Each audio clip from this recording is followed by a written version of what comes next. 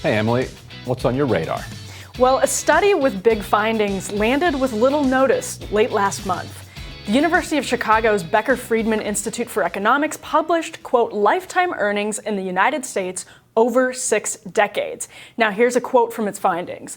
The majority of U.S. men who entered the U.S. labor market since the late 1960s have seen little to no gains in lifetime earnings relative to earlier cohorts, despite the fact that the U.S. economy has grown significantly during the same period.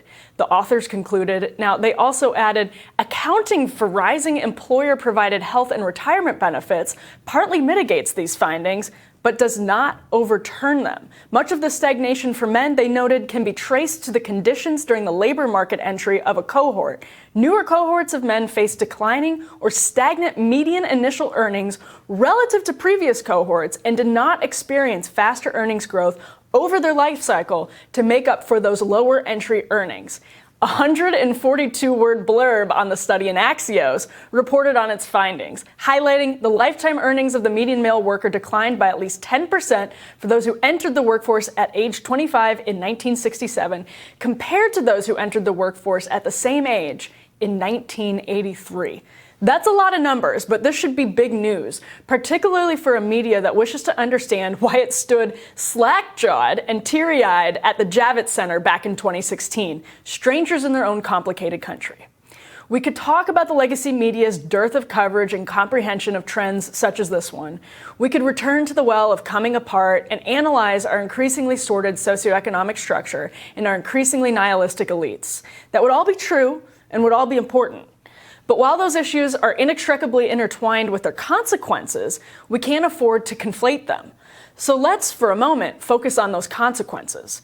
As those earnings have declined, obesity is up and religiosity is down. A 2019 report from the Joint Economic Committee Social Capital Project found, quote, mortality from deaths of despair far surpasses anything seen in America since the dawn of the 20th century. In parentheses, those authors added, the trend for middle-aged whites reveals a more dramatic rise, but only goes back continuously to 1959. Quote, the recent increase has primarily been driven by an unprecedented epidemic of drug overdoses.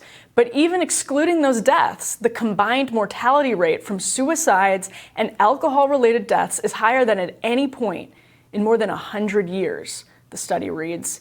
Quote, suicides have not been so common since 1938, and one has to go back to the 1910s to find mortality from alcohol-related deaths as high as today's. The interplay of economics and culture necessarily becomes an impossible chicken or egg calculus. Culture changes create economic changes, and vice versa. Say you take the conservative argument on birth control's singular deleterious cultural impact. An economic demand made that product successful, and people sought to make money off its success. Fixing such a capitalistic supply and demand would require a different economic system, one I sure wouldn't want our government to control. Consumer demand is cultural, but capitalists can do their share to change the culture from the top down, as we've seen with the proliferation of corporate cultural signaling that normalizes a host of socially liberal priorities. But this is why the University of Chicago study is worth great political consideration. Economic suffering is tracking with social suffering. That's well established, and this is a stark new piece of evidence. In the Trump era, populism on the left and the right found new life, not merely because politicians found it advantageous, but because these metrics demonstrate a genuine demand. On the right, populists find themselves increasingly and understandably allied with populists on the left. They've begun to suggest and support measures like direct payments for children and a rise in the federal minimum wage. Many of these proposals have legitimacy. That's a debate for another day.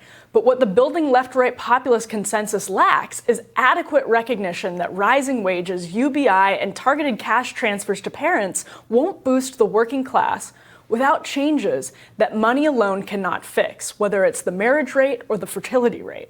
In his indispensable book, Alienated America, Tim Carney of the Washington Examiner highlighted the findings of Nick Eberstadt from the American Enterprise Institute.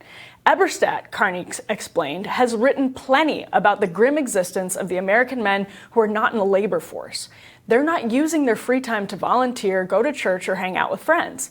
The inactive, Eberstadt writes, don't do much in the way of childcare or help for others in the home either, despite the abundance of time on their hands. Their routine, instead, typically centers on watching TV, DVDs, internet, handheld devices, etc., and for an average of 2,000 hours a year, as if it were a full-time job. This observation goes hand in hand with perhaps the central observation of Carney's book.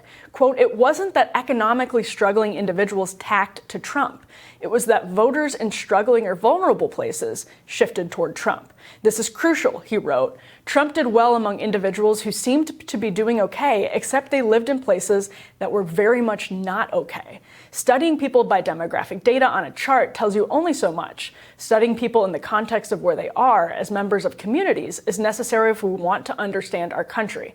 Carney also found, according to our analysis of the American Time Use Survey, spending 2 or more hours devoted to religious activity on a given Sunday had a stronger effect on life satisfaction than did making more than $75,000 a year. Solutions from the government will not adequately alleviate American suffering.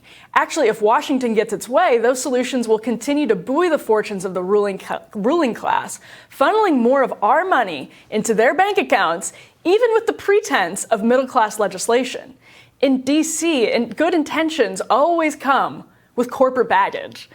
So-called identity politics, which I think have some legitimate applications, in the wrong hands become band-aids for deeper healing, for real community and fulfillment. Big tech preys on this human weakness deliberately, with dopamine engineering that keeps us addicted and divided. People are making a whole lot of money off pornography, for instance, which is worsening our sexual interactions and consequently our economic ones. For all our talk about economic populism, we need to think about what cultural populism might look like as well. Okay, Ryan, that was a mouthful of numbers, and it's a lot of data and a lot of surveys over time, and there's a lot to make of it. But I do think on the right, there are some answers to this problem, right? There have been a lot of suggestions like the cash transfers to parents. There have been other suggestions, but I don't hear a ton of it from the left. And what actually worries me is that I think, I'm not suggesting that everyone become a reactionary, fundamentalist Christian. That's not at all what I'm suggesting. But I am thinking that on the left, there is this sort of religitization of identity politics that I think has been absolutely fueled by tech giants who engineer these tools to be purposefully addicting and to incentivize extremely divisive discourse in a way that does keep people addictive and has sort of allowed this identity politics mentality to creep into the realm, or conspiracy theories, by the way, to creep into the place that religion used to hold, or even just like a secular sort of moral foundation used to hold.